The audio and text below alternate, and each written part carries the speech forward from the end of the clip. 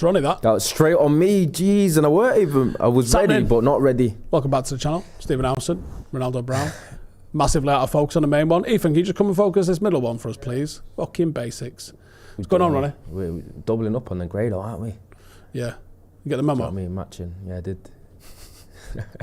All doom and gloom. But no, is it really, though, or are we just used to it at this point? I don't think there's any such thing as doom and gloom, because I think that's like, there's a permanent dread, anyway, when it's Manchester United.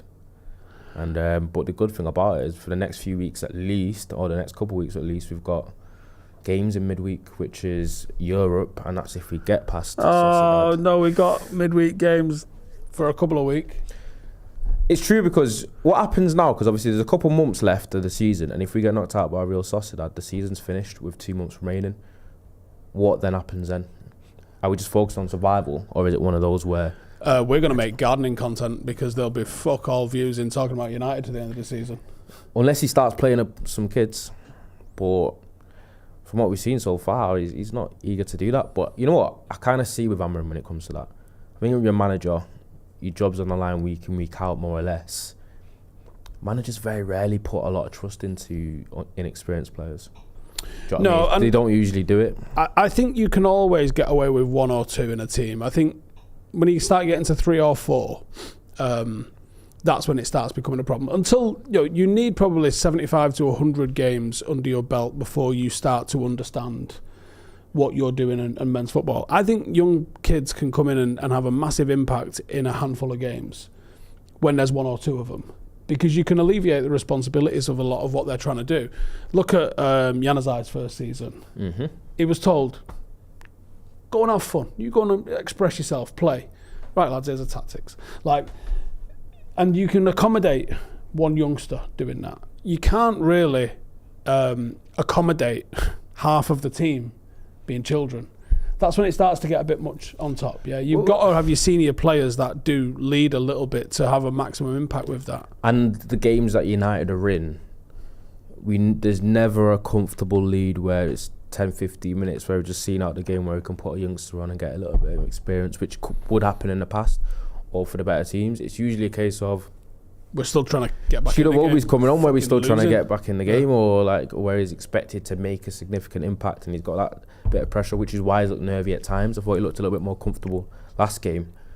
But he's very raw, isn't he? He's very raw. I mean, that's the big thing. Do you think they've over-egged it a bit? Hang on. Ethan, what are you eating? Just a ready meal steak. Of? Chicken, broccoli and potatoes. That's not what it smells. It smells like fish. I'm not going to lie to you though, Ethan. You eat ready meals way too much. I've seen it. Do you know what I mean? You've got to think about the sodium content. Too much salt in that. Do you know what I mean? Look after yourself. Ethan's eating a ready meal, in case you didn't catch what young producer Ethan was talking about. Steve beat me to it. I was about to say salt, and he said sodium because he wanted to be chemically correct for some reason. But the reason is that it's not.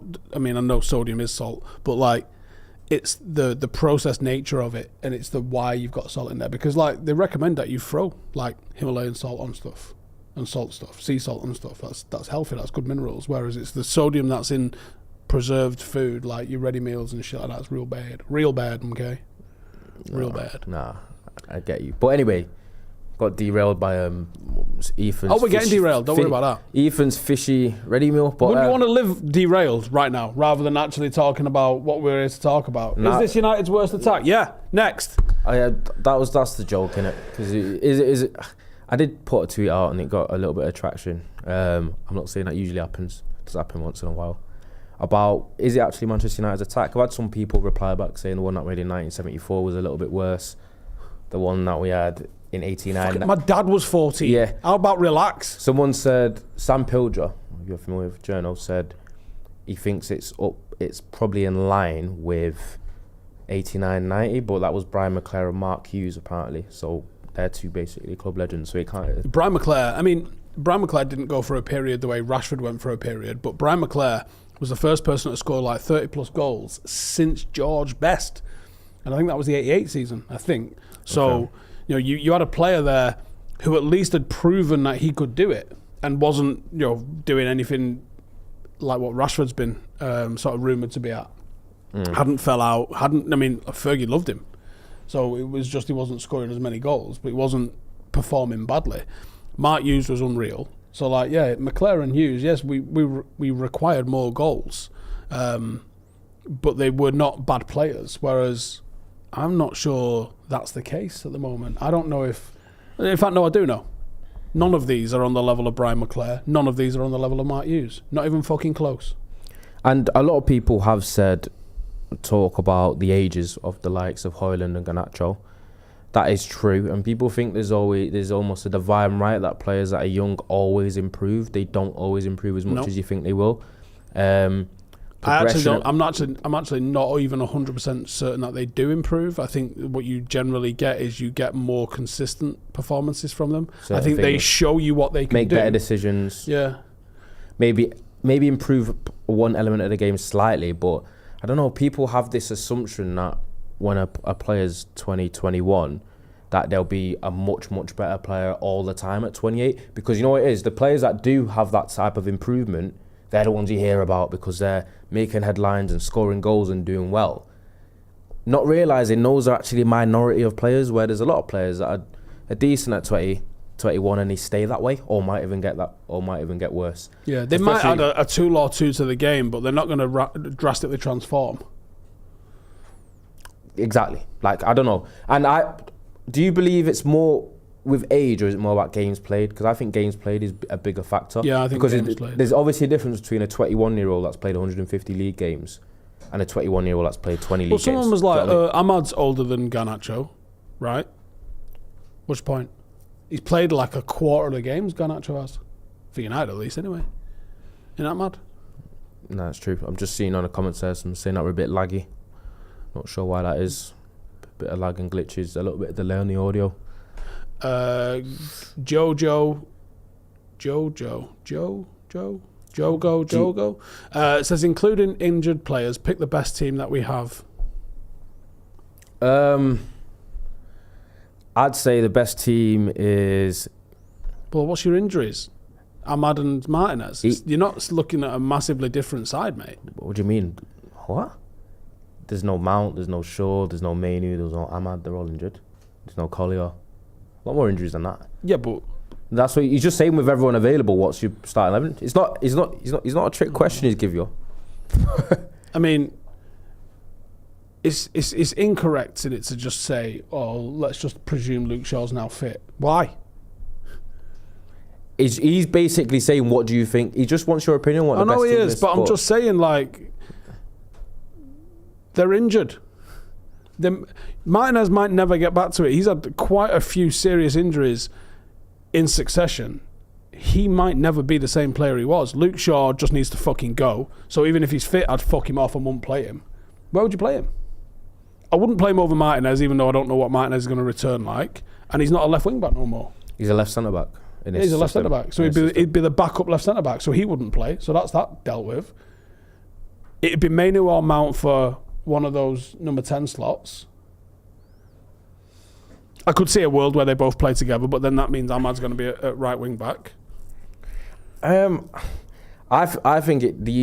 I reckon the option for right would be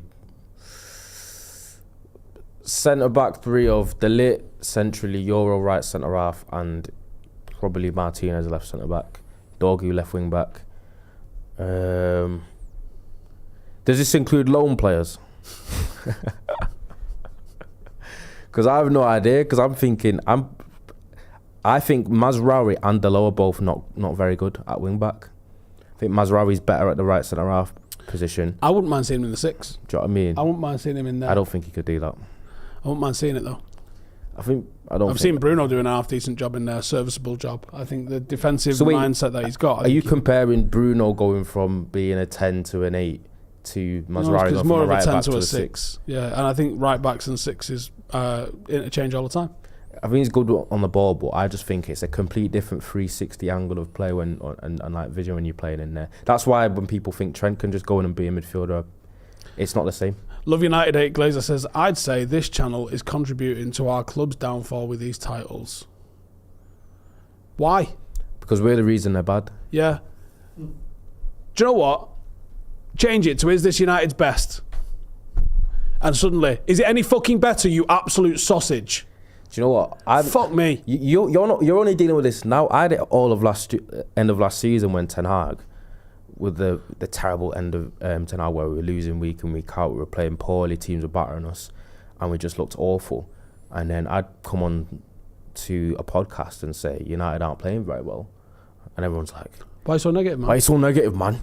So negative. Never any good to say. So negative." And I'm like, what? Like, I don't. Do you know what I mean? Like, I don't know. Like, what else am I meant to say? Yeah. Do you know what I mean? Obviously, lads, people we're 15th in the fucking table. We just got fucking launched out of the FA Cup by a Fulham team that are fucking shit, by the way, right? They're doing well in the league, but that team that played, that was two teams who really didn't want to progress. The fucking level of football that I saw in that was dog shit. We're probably going to get dicked out of the Europa League on Thursday night. You've got 100 and something people getting fucking laid off, it seems like every week. No one's allowed a fucking dinner at Carrington, right? Season ticket prices haven't been announced. And do you know why they've not been announced? Because they're probably going to be 50 quid or more, maybe 60 quid. And there's going to be a fucking riot about it, right? The Scousers are about to level our fucking titles. Why am I upset? Why aren't you upset, you fucking knobhead? It's all going tits up. And meanwhile, oh, why are you so negative? Fuck you, be more negative. Fucking hell. You're in a good mood today, you know. I was thinking that before.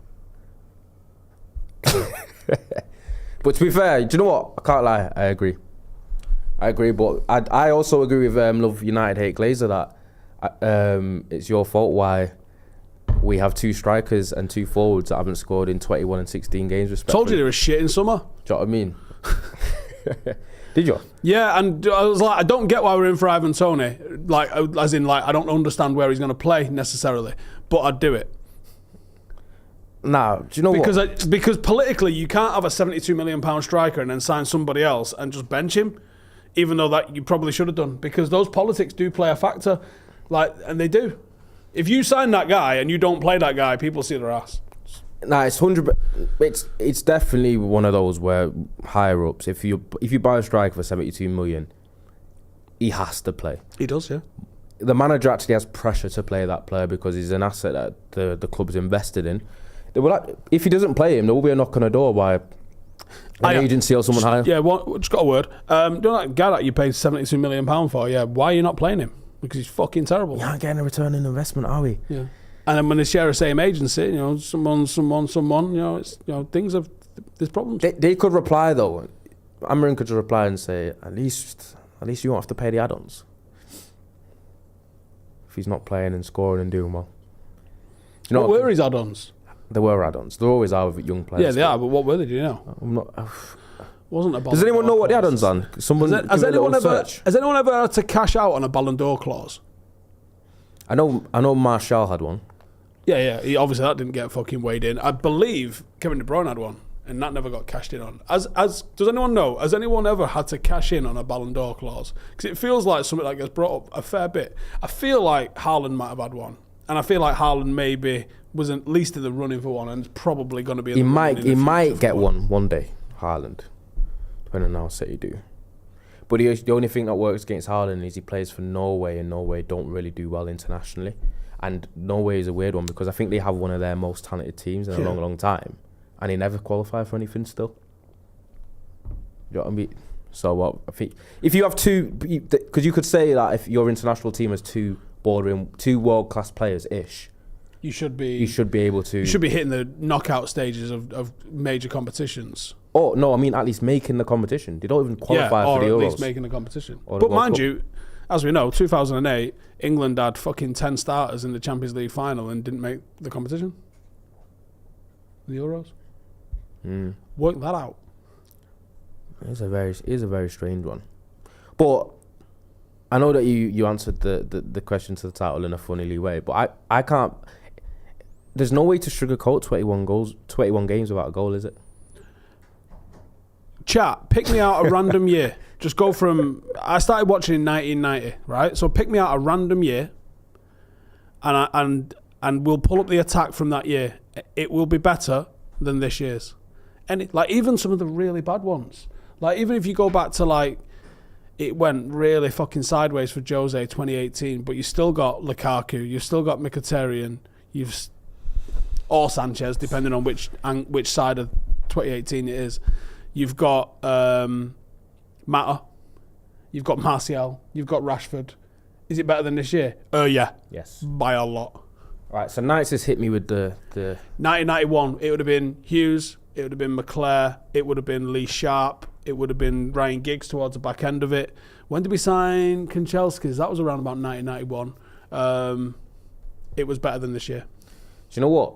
All right, so Knights has hit me with Højlund has 15 shots in 18 games, by the way. What do you mean by that? Is that an excuse that you're making for Højlund? That he's had 15 shots in 18 games? I've seen better movement out of a fucking rock, mate. Like, don't tell me you've got that reductive argument of he's had 15 shots, so it's everyone else's fault but him, and he's not being laid on a plate and getting okay, good how many service. goals has he scored out of that reason. 15 goals? Because you should be scoring every fourth or fifth shot.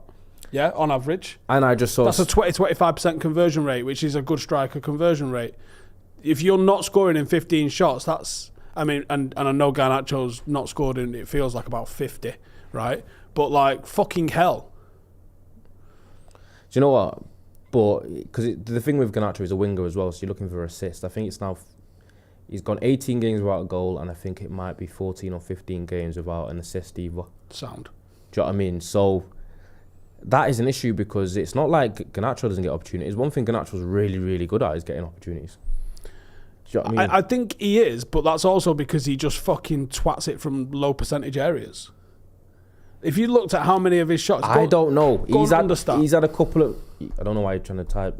With what Jaden's done to that keyboard, it's not typeable. Do you know what I mean? But...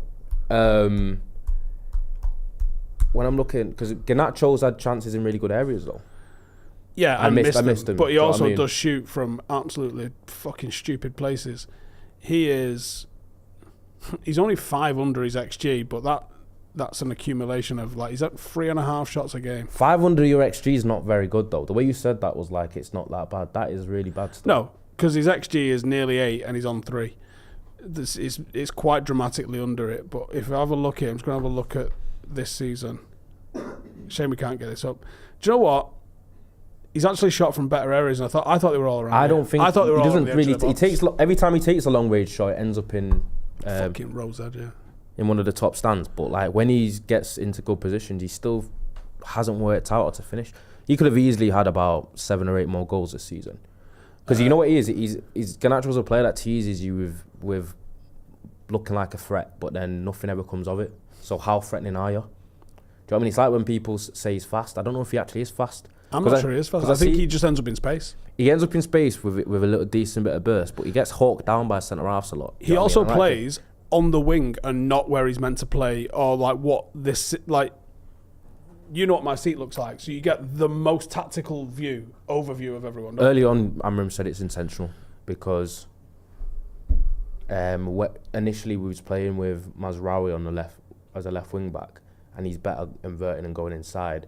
And he basically had to make do with the fact that Garnacho was properly struggling, like inside. So he almost made it so Garnacho can drift out wide. But he's got a wing. He's got a fullback that's bursting round him in Dorgu. And then when we've seen him play together, he keeps ignoring him for overlaps. Instead, Garnacho's doing the whole thing of I'm using him as a decoy for me to cut in and go for glory myself. That's exactly what he's doing. Do you know what I mean? But I'm just happy that I get to see Dorgu play again on Thursday at least, because obviously he's out for the next couple domestic games. He's at least a little bit exciting. Brian Casey says most of the teams of the past actually ran. This team is way too static. Yeah, it's mad how it's so unathletic. I don't know how that's happened. Especially compared to other teams, there always seems to be a big physicality difference. I think that's what a lot of the reason why Ugate's come in, and he's got a lot of plaudits and everyone's lauded him so much because he's actually someone that's got a little bit of legs and athleticism in the middle. Do you know what I mean? Without actually having elite athleticism, but he can at least get about the pitch. I think a lot of it with the guy is attitude. Yes, that as well. Mentality. That's why I was against the signing initially, especially with the price. But when he's come in, I thought he's played really well, and I think he's actually been solid.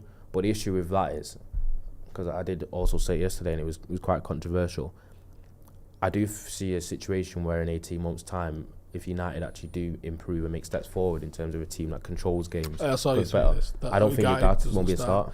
But like I was saying to Joe and Jay upstairs Yeah. earlier, I think you're fucking tripping if you think we're going to see massive changes in the squad. Yes. Someone said to me, it's all right. Because I was like, when United are good again, he might not be a start. He might be like like a thread almost, like a rotational piece with some valuable traits. But then someone was saying he might have 400 appearances for United before United are good again. So it won't matter. Your mate in the comments said, "Love United 8 Glazer," in all caps, so you know he's serious. Says, Amorim chased out our factually best attacker to keep the guys who haven't scored in 20. Yeah, that's exactly what he did. He went, let me just fuck this guy off so we can play all of these lot. Yeah. Now, clearly, you're not taking into the fact that there's clearly some context, right?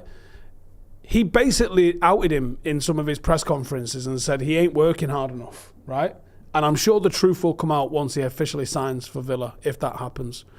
Because there's no way that he gets put on ice the way he does if he was willing to work.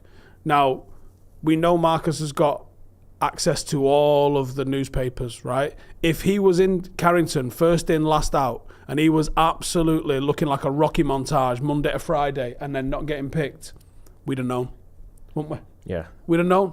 So that clearly wasn't happening. There is a lot of revisionism going on in it with the Rashford thing. It was an untenable situation. I think the club has bent over backwards a lot for him, has done a lot for him as well.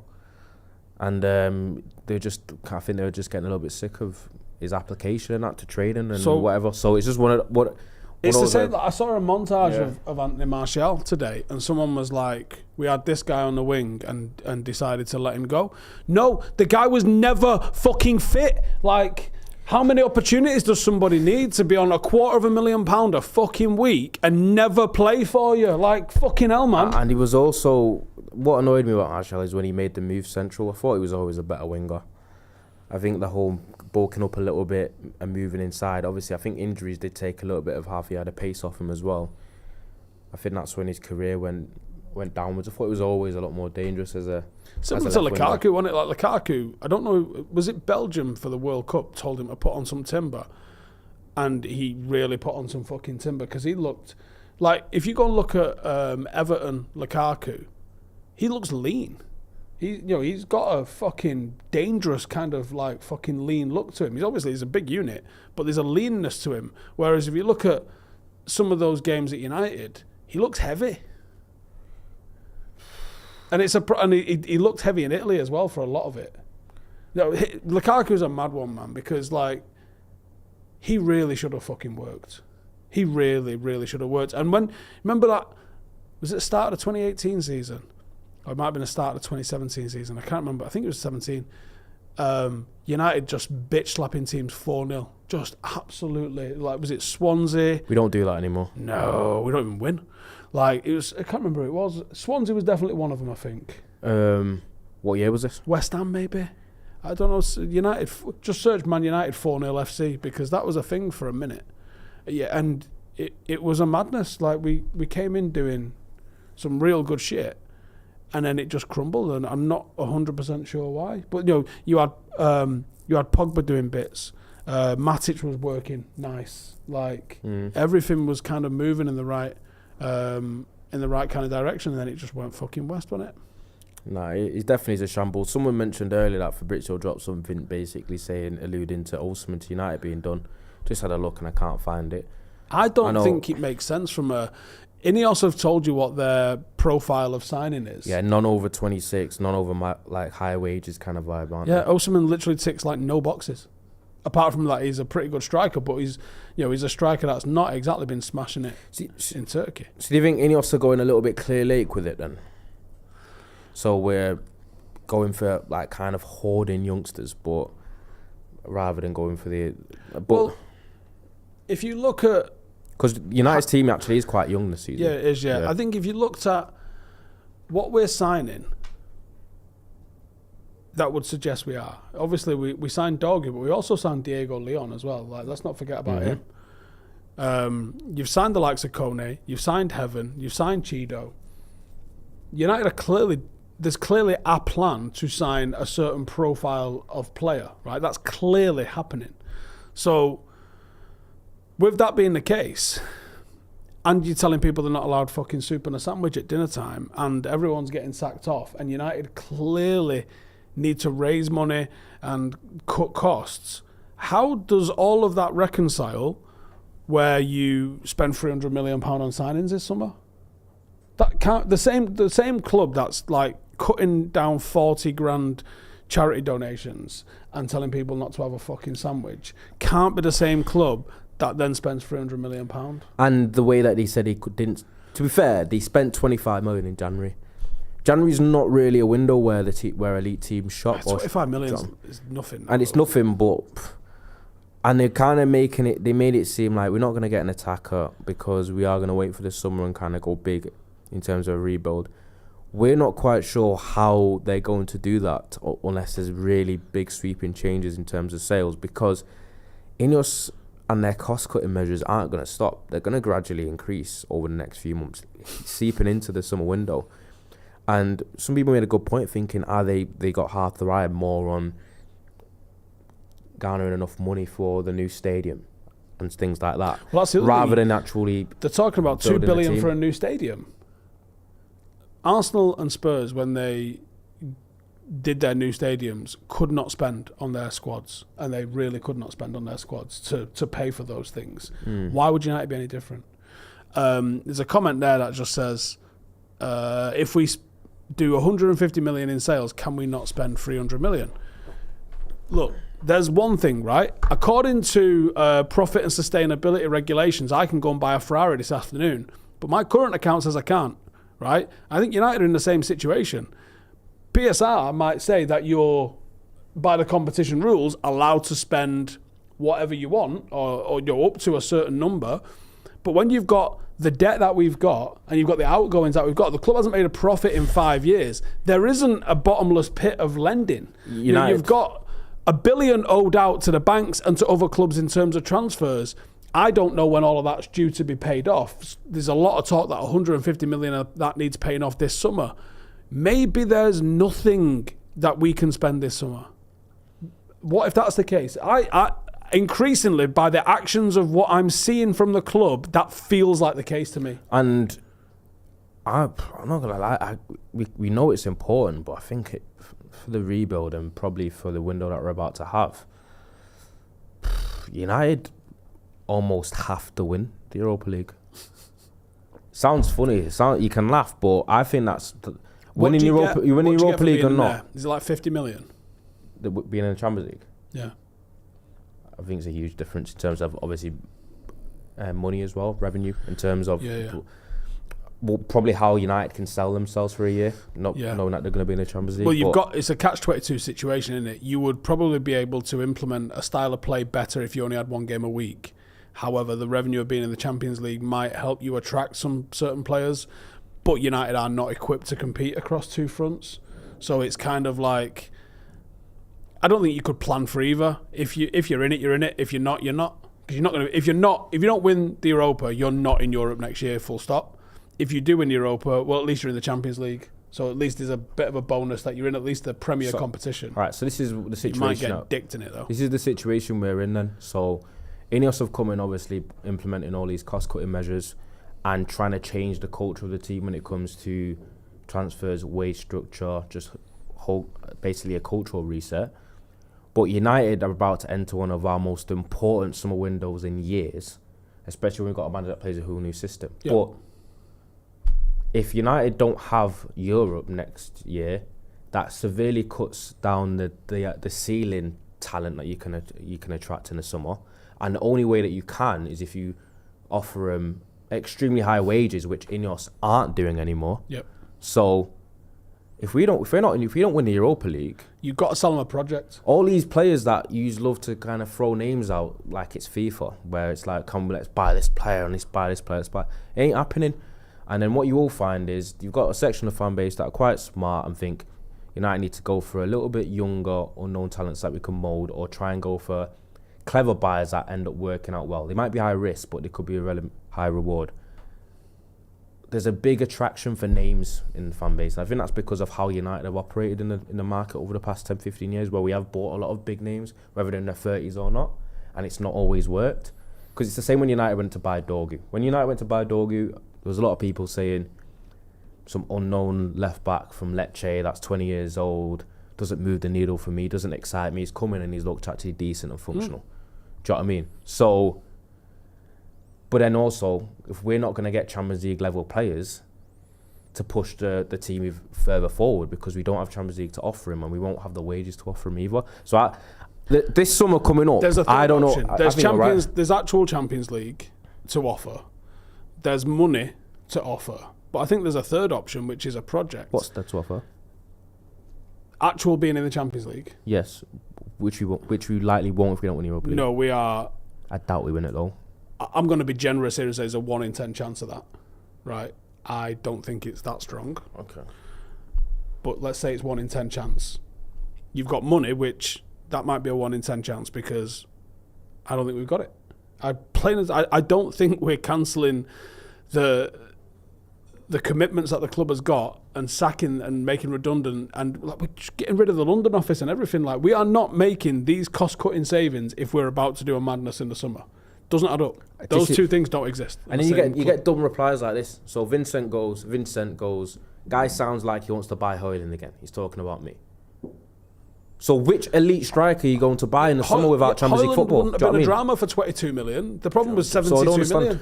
So Vincent, who do you want to buy in the summer that other Champions League clubs are going to be in for when we can't offer them that? When everyone can see the shit show that United are currently are. United aren't going to be able to be in the market for these elite players that you want. By the way, who are the elite players that are for sale? Who are the elite players that are like a B-level club that you think Manchester United could be a stepping stone for them, that they could level up at? There ain't many, if any.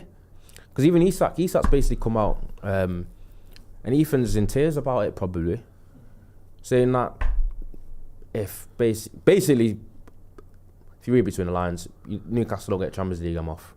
No, that was a fake story, a fake quote. I think it's actually, the one that I saw was, I'm going to a team with European pedigree. Was it made up? He's saying it's alright. He's saying it's fake. Because I read that. I think I sent it to us. He's saying it's fake news, but in reality, he reckons he's verified. Alright, you're saying it's verified fake news, but do you think Isak's thinking along them lines? Obviously. So are you trying to justify fake news because Alexander Isak might be thinking that? Ethan, yes or no answers, please. You ain't got a mic. Do you know what I mean? No. Do you think Isak is still at Newcastle if you don't get Champions League football next summer? Yes. Okay. He thinks Isak's still going to be there next year. I think he's going to Liverpool. But if it's for the numbers quoted, I don't understand how Liverpool are affording him. Listen, if I'm Newcastle, I'm taking over. You take 40 million for him. You do, but is anyone paying that? Like, I don't think it's a mad transfer market that might take 5 or 10 years to shake out and actually normalise and be realistic again. Stephen Harris says Isak's bank average by past standards. I think that is incredibly harsh. It's not wrong. No, it isn't wrong. He's not bank average. He's not bank average. No, but he would be. He wouldn't be in your Batistuta, Del Piero level. He would be. You can't. But what? So we're just judging players by legends now. Well, yeah, that's a bit unfair. That's past standards. I think that's whole lot of nostalgia, man. Anyway, I get it, but Coach Zach says, would you take Tar, Pogba, Gomez and Jonathan David on a free? Had someone tell me no. I wouldn't take Pogba. The others I probably would, though. Isak would be in Defoe range. Defoe's got 150 Premier League goals. Yeah, I think he would be in Defoe range. Yeah, but Defoe's not. Defoe's a bordering Premier League legend, isn't he? 150 Premier League goals. Played almost, over 400 Premier League games. The thing is, Premier League legend, you didn't win it. You know, and I don't know if he was ever considered the best player in it. Whereas, and I think the point stands is that right now Isak's one of the best strikers in the world, but he would have just been a guy that didn't even get up to the World Cup a few years back. I do get it with, I think, some of the top end talent, especially out in forwards. I'd say not wingers. I'd say more striker position. I think everyone right now is a midfielder or a winger, and there is nothing. There are no specialist centre-halves and there are no specialist strikers, and it fucking pains me. Like, I remember, I saw an interview with, was it? It might have been Stan Collymore, which is not, I know it's not anyone's cup of tea, But he was talking about, did he come through at Crystal Palace, Stan Collymore? I'm not sure. It might not have been him. It might have been Ian Wright. It was someone referencing Ian Wright anyway, and Mark Bright, and talking about the runs that you have to make as a striker and having to learn them. I feel like it might have been Collymore, you know.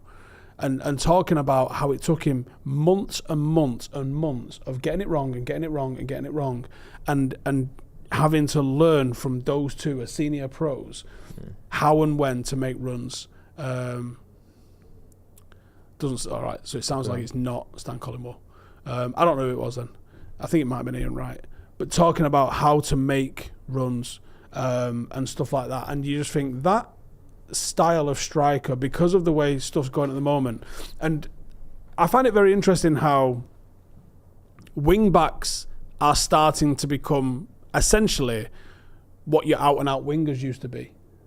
They're of the foot of the side Wing that backs. they're on. There's not many wing back systems though.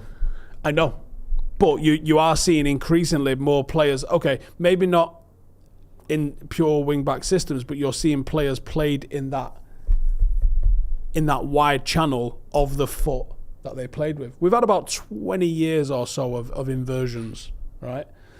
And then the way the game has gone now, people are looking to overload the back line. For the last 20 years, the game has been overload the middle, in my opinion. That's why we've seen so many systems that favour what's going on in midfield, and so many teams that have tried to get technical midfielders that are able to rotate and keep possession. I think for the last 20 years, it's been a midfield game.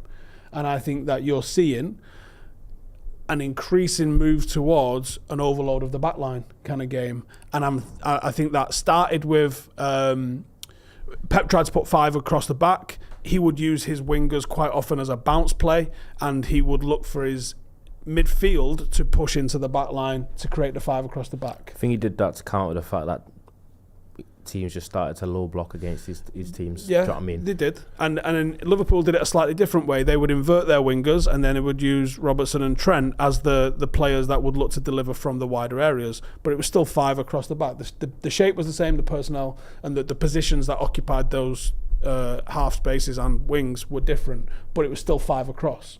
And Liverpool then did it where they would have a midfield, and then the likes of Fabinho would drop in, and it would still be like a 3-2-5 shape, but the personnel doing it would be different.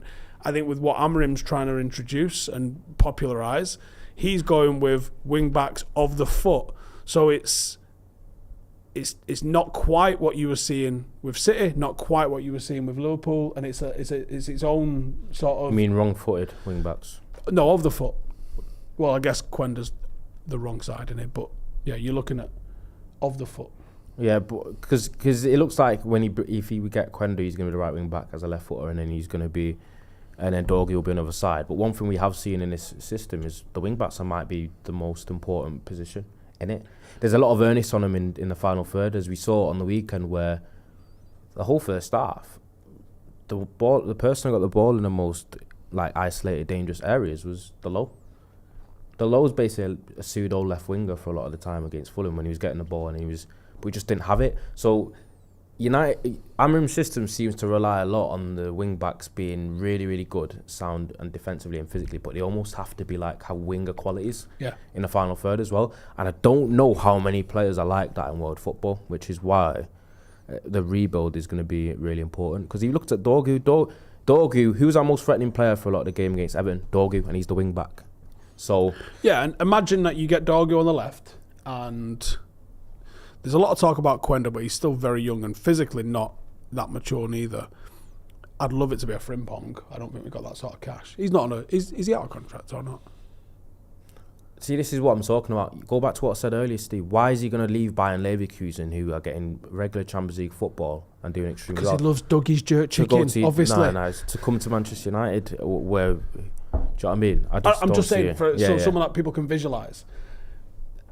Because Vincent's there, because he thinks that we can still get anyone we want without Champions League football. He's not thinking. Do you know what I mean? Let's say it's Frimpong for the style of player that he is rather than the actual player that he is, yeah? So people can visualise, what is it? He's an extremely offensive, more of a winger than a defender kind of wing-back. And Dorgu kind of fits in the same category. Okay. Now you have that. You've got two essential wingers playing wing back that are going to have limited defensive capabilities. You essentially have then your back three, which you're already getting comfortable with. You've got the more or less right, injuries aside, the right kind of stuff in your back three. You have to clone Ugarte or probably come up with another profile of a player like an Ugarte, probably more like a Rodri, that's going to sit alongside him with defensive discipline, because you're going to have 5 that are attacking and you're going to have them 2 midfielders, probably need to be better on the ball and have a bit of a line-breaking pass on them, but they're going to have serious physicality, like Ugarte's got, to be able to cover all the way across left and right and backwards and forwards, because that's what they're going to be required to do when you have a full 5 go forward like that. Okay. Which is what we're going to do, I think. Well, we'll have to see. Inos has just got to really stick with him. Danny B says Zirkzee play. We're not going to get Zirkzee. I think Zirkzee has been announced as Liverpool's main target for the summer for left back to replace Robinson, and we're not beating Liverpool to the signing of Zirkzee in the summer. I don't think he's going to choose United over them either, with current state of affairs. Do you? People can say don't be negative all you want. Not only do I have a half-empty glass, I don't even have a glass for what I feel's happening at the club at the moment. It's not half full. I need a glass, before I can even think about throwing something in. Do you know what? And also, as we know, clubs have the leverage. You know how desperate United are. Shopping in the Premier League is really expensive now. Prohibitively so, I think. Clubs don't really need... Unless you're looking at someone in the last 12 months. They don't need the money in it, really. There ain't a deal to be had. Clubs don't need the money as much. Danny Sabbath there says, get the dude from Fulham, Robinson. I would have agreed with you, but we've just signed Dorgu and you've got Diego Leon. We're not going to sign 3 left backs. Yeah, it's true. We're just not. So I agree with you. I think he's a really good player. But yeah, I don't think that's the one. Reese there with a super chat says, is it because good strikers are now measured by conversion rate rather than their technical ability? Don't score in 3 games and you're shit. Apply that to Drogba. See, I've got some thoughts on this. There's a couple of topics I'd like to touch on before we wrap it up. One is, as someone who came through the academy system, I want to hear your thoughts. Did you watch the video I did the other day about the coaching? Yeah. All right, so I want to get your thoughts on that. But before we get your thoughts on that and what you would do and obviously what we're trying to go do, what was the bit I was going to talk on then? Oh, striking. So I might do a whole video on this anyway, to be honest with you. The points counters, which is basically Liverpool fans, because no one else gives a toss, right? They feel massively aggrieved that they got 97 points and didn't win the league, whereas meanwhile United won it with 75 once and 79 in the treble season, means that they were clearly better than United and give them an extra trophy. They're the only ones that give a fuck about this. The league is less competitive, and I think I've got a couple of reasons why. That's not correct. It is less competitive. In what way? In what sense? Like the teams at the top take more points from the teams at the bottom. It's therefore less competitive. Yes, all right. So I think what we're seeing is the team. I think the bottom 4 or 5 teams in the league. That's true. But I think mid to lower table, the teams are stronger than in the past. Okay, but they're factually not taking as many points from the teams at the top than they used to. So that means the top teams can't be as bad as everyone are making out then? No, it's just different. And I think there's a few reasons for that. Now, over the last 30 years, there's been a few rule changes. It is far less of a physical game than it used to be than, let's say, the 90s, and certainly the 90s was even less physical than the 80s and the 70s. In terms of like fouls and aggression. Not obviously can't be talking about pace and athleticism, because that's not no, true. I think that's improved, but I think the improvement from like how good United were, like let's say Rio's era. I think how athletic they were. You're talking a fractional, maybe a 1%, 2% gain on people's athleticism. People act like you've gone from the fucking Victorian times. It's not that. It is obviously small. marginal. It's very small. But you know margins at that level. Yeah, they do. It's a bit of a difference. But I do think the games. I agree with people in terms of I think the game becoming a lot more pace and power orientated, rather than And I think technical ability. That sacrificed footballers. And I think the academy systems had which kind of leads into our next point as well, actually. I think the academy system has trained out a lot of that flair, or not selected a lot of that flair to go through to the next stage, or because they maybe didn't develop the tactical acumen to go through to the next stage, and they sacrificed some of that. So the fouls thing is important because the likes of Andy Cole and Dwight York would have had to deal with fucking Marcel Desailly, Tony Adams, kicking the living fuck out of them. And if you go and watch, like I do every week, the 99 season, right, and look at the state of some of the stuff that you just... not only is it not a red, it ain't even a yellow, and sometimes it ain't even a foul. Whereas nowadays, you breathe anywhere near a striker, particularly with the advent of VAR, and I think VAR is one of the really big needle movers in this. That matters. And VAR tends to favour the teams that are going to attack a lot more. Right? You can get away with a cheeky little one. And that leveled the playing field. So it was a much more level playing field. Physicality could be used to level the playing field. And that's why it was a more competitive league. Oh, are you talking about like the era where, for example, Wenger's Arsenal in the late Wenger years where they played really, really, really good football? Oh, they kicked the fuck out of you. I'm talking later. I'm literally only talking. All right, okay. Well, Vieira and Petit were... I'm talking about later than that. Where the Fabregas Walcott days. Yes, I'm talking about where they'd end up playing Ryan Shawcross at Britannia. And they had a really, really poor record against Stoke because Stoke would equalise the games with Arsenal because on physicality. So that's a more modern version of it. I'll roll that back to the 90s where everything Stoke were doing, there was teams that were capable of levelling it out. So factually, Samuel there's now... Bolton, Kevin Davis. See, they get disrespected because they could play better football. They ended up in Europe doing a bit of a madness, more than people ever give them credit for. The physicality was far more of a leveler than people ever want to give it credit for. Things that they're an absolute foul now were not an absolute foul then. And because of the advent of VAR, the teams that are attacking more often, i.e. your big six and all them lot, they're going to get more of the rub of the green because people are looking for it. And think about this, right? If you're sitting in a low block and there's one team that's just attacking and attacking and attacking and attacking, and there's a video assistant to be able to look back at all of the little incidents that happen, you're going to get more penalties. There is now one more goal per game. In the 90s, there was 2.6 goals per Premier League match. Now there's 3.7 goals per match. There is a goal a game more. So when people are comparing Mo Salah's strike rate to Dwight York's strike rate, well, there's a goal a game more. So that's always going to favour the teams higher at the top. They're going to score more. I think defending is worse, but also it's not allowed to be as physical as it used to be. I think people overrate that, but this is why I feel like people overrate the defending. People say the defending is poor in the Premier League, which in some instances is true because there's so many goals now.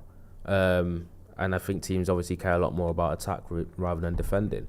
But then people look at like competitions like Ligue 1 or La Liga, and then if there's a striker doing well in them two leagues, they say, "Oh, they won't. It's a shit league. They won't do it in the Prem." And I'm like, the Prem's not very good defensively, and I think the Prem's gone more like the Bundesliga as where it's very end to end, and forwards and strikers actually get a lot of space and opportunity. Yeah. So, La Liga and Ligue 1 are probably actually better defensively, and I think the top scorers season in season out in La Liga, and they get like 19 goals.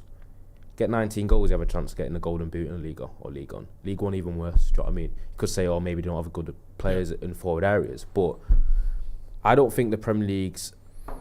I think it's become an easier league to score in, do you know what I mean? Especially for strikers that are decent. There's not many teams that will low block. Yeah. There's not many teams that are allowed to use physicality, to like an old-fashioned Stoke. Who does that now? There ain't a team doing that now. There's nothing like that. Like you said, we even had Burnley. We even had Burnley come up the other day, try and play like Barcelona. It didn't make any sense. No, you just go back to maybe Everton. Do you think David Moyes, because he's a throwback? Under Dyche, they kind of did. Do you think David Moyes will do it as well? Yeah, with Everton, because he was managing them. Like Everton did not sit back against United, and it would be an absolute lie to say that's what they did. They pressed us high. They had their defenders 1v1 on the halfway line. Like, They looked at our forward line, completely disrespected it, as they should, and just went, fucking press them up there. And they caused us all sorts of problems. United only got into the game when Everton decided to sit back. Everton was like, we got 2 goals, they can't score, we'll sit back. And then they fucked it and they ended up getting a draw out of it. But that is why the points drift has happened. And here's the thing. The ultimate, kryptonite to that fucking more points equals it is competitive somehow, which is so counterintuitive and therefore better, is the Chris Smalling, Ashley Young and fucking Lingard Manchester United of 2018 got 81 points. If anyone wants to sit here and argue that that was a better football team than the treble winners of 1999 because it got more points, I'm here for you. Come and argue the case that points means anything. These things are just impossible to compare, aren't they? People have said Brentford play like that, but I think that's unfair to Brentford. Brentford can play really good football. Brentford also do not sit back. That's just lies. And I think Brentford are one of the most tactically adaptable teams in the league, because Thomas Frank's actually a top manager who's very underrated. And what he did was what me and Steve have spoken about. He came up to the Premier League having played good football in the Championship, changed the style to adapt to make percentage, so they survived. When they survived and money got better players, then he started to go a little bit more towards how they played like in the Championship, and then they mix it up. Yeah. Thomas Frank's played a blindly there with Brentford. All of the teams that have come up that are going straight back down have tried to stick to plan A and are getting boxed up. Back-to-back seasons now, I told you. The 3 promoted teams are getting relegated back-to-back seasons, and that's not happened before. I kind of hope Ipswich stay up because I like McKenna, and he's took that team all the way from League One. They're struggling. No, I think you're right. And then on the video that I did talking about the coaching, so I kind of let a little bit of the cat out of the bag in terms of what we're going for. Obviously, you know a little bit more behind the scenes of what we're going for, but we'll keep that as confidential, should we say, as we can for now. I've not told you guys what my ultimate plan is, what I'm trying to do with Paddock FC, but I did sort of say one of the things I'm trying to do, and there are moves afoot to make this happen, is I want 50 teams and I want 1,000 players, and I want Paddock to become a place that develops kids from the first time that they play football, soccer schools, all the way through to the first team, with the first team existing at Northern Prem level, which is an attainable level for us if we can end up getting our own place. And it's a good place to launch young lads' careers into league football potentially. That's what I'm looking for. In terms of someone that came through the academy, obviously came through Fletcher Moss, which is one of the clubs I referenced in a video, known for its ability to produce players, and then Liverpool Academy as well. What do you think needs to change in grassroots and academy coaching? Do you know what?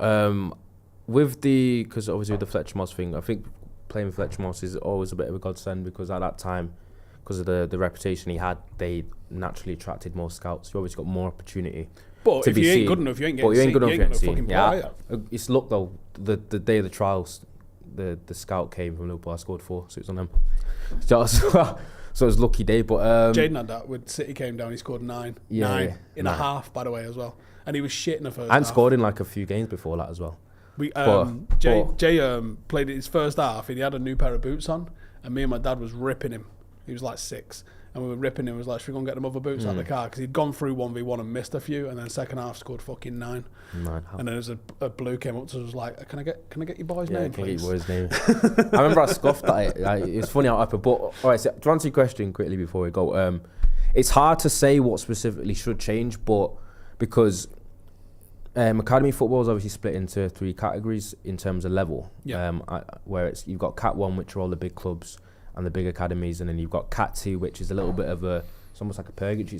There's not that many of them, but they're in between. You get to Barnsley and Birmingham. Ones that are trying to be Cat 1 but ain't got the budget. Yes, and then you've got Cat 3, which is just basically everyone else, which is... That's even non-league, isn't it? I think there's a lot of Curzon Ashton, would they be Cat 3 maybe? No. It's professional teams that are Championship, League 1, League 2. There's some Championship teams that are border... for example, Derby are a Cat 1 team. Yeah.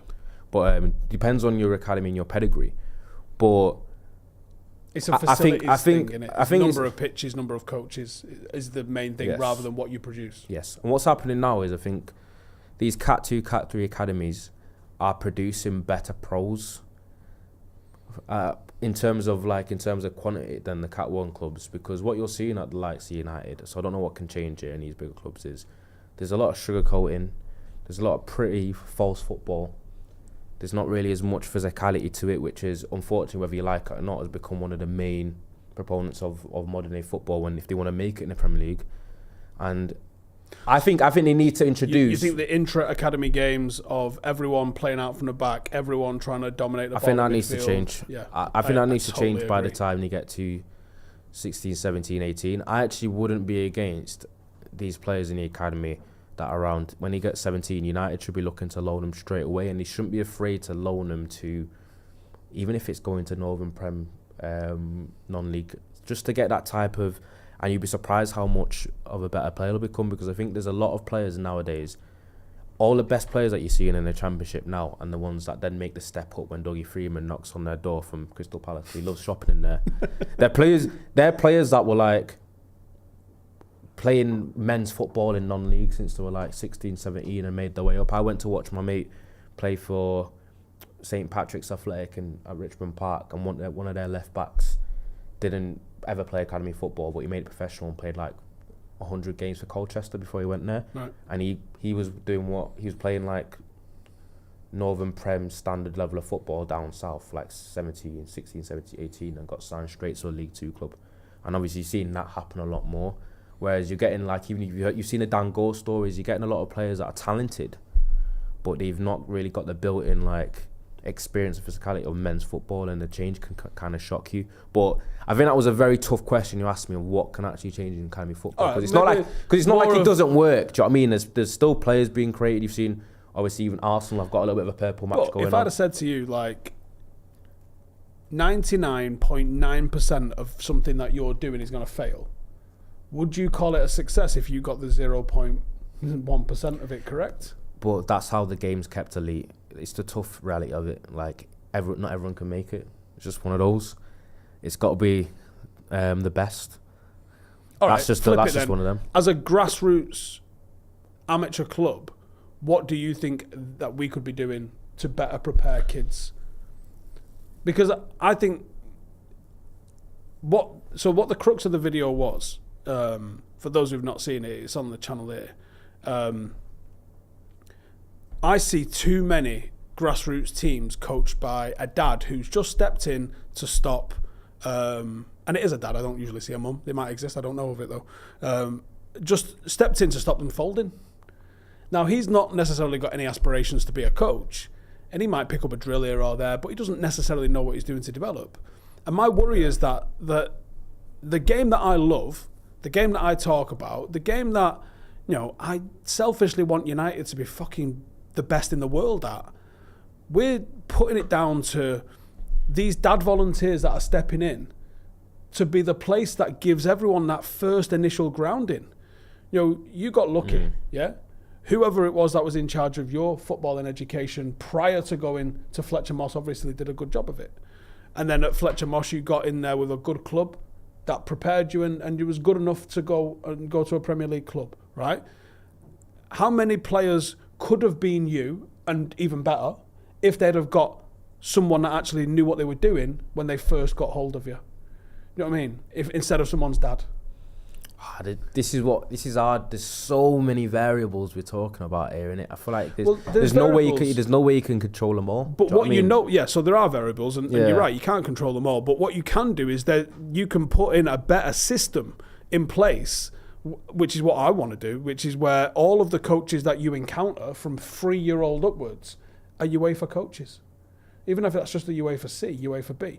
Like, they're UEFA coaches that have got someone above them telling them how to coach you. Because here's the other thing. When you do these courses at the FA, I can't think of a non-crude way to say this, but the FA's courses are all about welfare, right? And I'm not going to say what I really want to say, but it's about welfare, right? There is no coaching. That's probably because of the 80s and 90s, man. Yeah, there is no fucking coaching on your coaching courses that you do with the English FA. I backed out of the English FA and I've gone far down with the Wales FA now. And on my first introduction to football one that you do with the English FA, they started talking about where to stand as a coach. And I was like, oh, they never fucking told me this as the English FA. They never give a fuck about this. So what I want is a club that's got proper coaches for the 3-year-olds. Yes, we're not going to be talking to the 3-year-olds about fucking tic-tacs and stuff like that. It's probably going to be mobility, movement, and making them fucking giggle all the way through a session. But at least it's a coach that knows what he's trying to do and then moves through the ranks with that team and has someone actually observing him. Because how many coaches as well at these grassroots clubs, how many coaches are getting assessed and advised and improved? How many of them just get given a bag of fucking cones and some shirts and told, this is the league that you're in, here's my number if you've got any dramas? How many of them are actually improving as coaches all the way through? So you're actually getting good coaching, because if you've not got good coaches, and there were some people in the comments of that video that said they can't believe that Germany and Spain, all of the grassroots clubs have got UEFA coaches. It's mandated. So there might be some people that have been there a while that haven't quite got them yet. But anybody that's starting at those clubs from now onwards or whenever they introduce the rule is absolutely UEFA qualified. It's a fucking massive problem. Like, if you want a better England team, if you want a better United team, it starts with having better grassroots teams in Manchester. Because if everybody was on Fletcher Moss's level, some would rise and be even better than Fletcher Moss's level, wouldn't they? But it wouldn't. Fletcher Moss were the top, and then there's a couple of other clubs on that level, but a lot of them are just whatever. And do you know what? Some of the kids are never gonna even come close to even being fucking 1% near going professional, and that's fine. There's absolutely a need and a desire for people to just be community players. That's fine. But those that can be, we're doing them a disservice by having someone's fucking dad just make them play five-a-side in training. And there's some guy in the comments here that keeps saying you've got to make your players two-footed. He's actually there commenting saying less coaching, less systems. No, less systems I agree with. But there's got to be more coaching. Players that know what they're doing on the pitch. And I agree on the unstructured part, but there's got to be actual coaching. Because I think a lot of the time, giving players instructions isn't coaching them. You're making decisions for them. You've got to have creative players that have got 5 ways in their own mind of how to solve the problem that's in front of them, which might be a defence, which might be a goalkeeper, which might be a big opposition, which might be a fast opposition. Whatever it is, you've got to find a way to figure out what the problem is. That's why you see little initiatives like silent sidelines and things like that. Why? Because you don't want to coach your players through the match. You want the players to self-discover the solution through the match. Now, at first team level, that's different. Yeah, bollock them, right? But when they're 6 and 7 and 8, you've got to do all that sort of stuff. Steve says you won't get creative players if you're hammering tactics into their brains when they're 12, Steve. Who did I say I was going to do that? No, he's not accusing you of that. He's just saying in general. Yeah. Like, I think that I grew up watching Sir Alex Ferguson teams, and those teams went for people. If anything's influenced the way I view football, it's that. And I would like to see teams and players and young kids coming through that get me off my feet. That's what I want. I love it nothing more than when a fucking winger drops a shoulder and goes around the outside and fucking dusts someone. Yeah? Now, you might go, well, that's just down to pace. No, it isn't. A lot of that's down to body shape. A lot of that's down to how they receive the pass, their first touch, their reading of the game, their reading of the opposition. There's so much more goes into that. You don't need to be fast to go around the outside of someone. And that's what annoys me about a lot of the football that we see at the moment is there's a risk aversion. Everything's mitigating risk. There should be more risk. Play with more risk. Teach players to play with risk. And the coach's job, I believe, is to make players fucking love the game. And I think there's too many coaches that make players not fucking love the game. And get fredders with it at 8 and 9 and 10 and just don't want to do it anymore because they shouldn't be putting kids under fucking pressure, man. And that's the other thing. I mentioned this in the video. Like, I think there's too many academies. I don't know if they coach. Obviously, you've been on the ground. You know this more. I don't feel like they coach. I feel like they select. I feel like whoever the best 10 kids at this age group are get to go to the next age group. But I don't feel like they spend any time, certainly compared to Athletic Club, where they're actually spending time and patience, actually developing the weaknesses in that kid's game and taking them to the next level rather than just picking the ones that are at the next level. There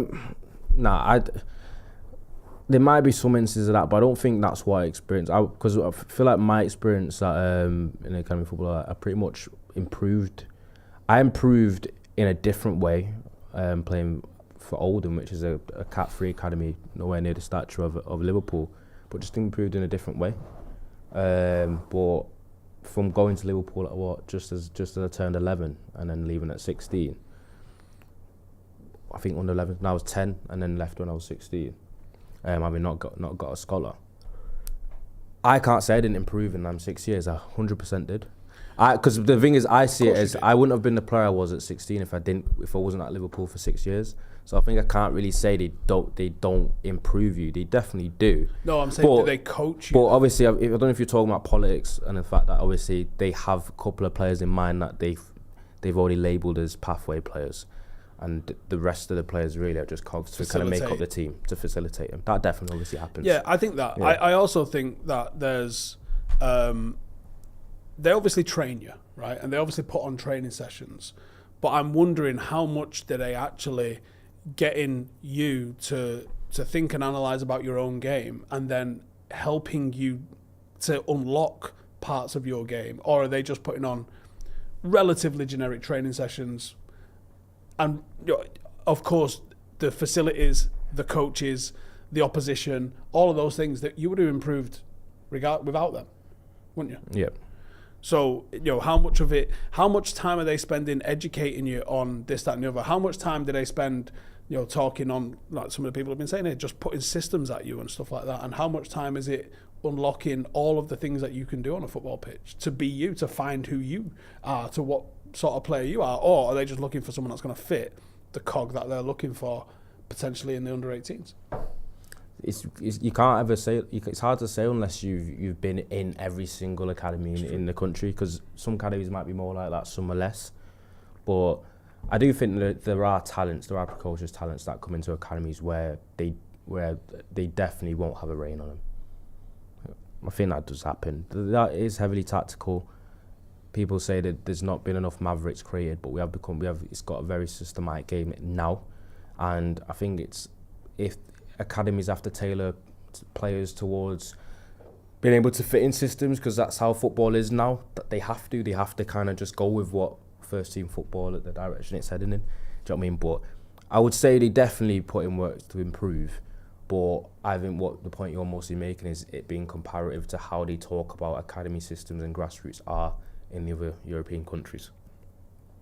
And mostly like athletic clubs, I think they have to have more patience, because they have to have more patience because they can't just bin off your entire generation for one kid.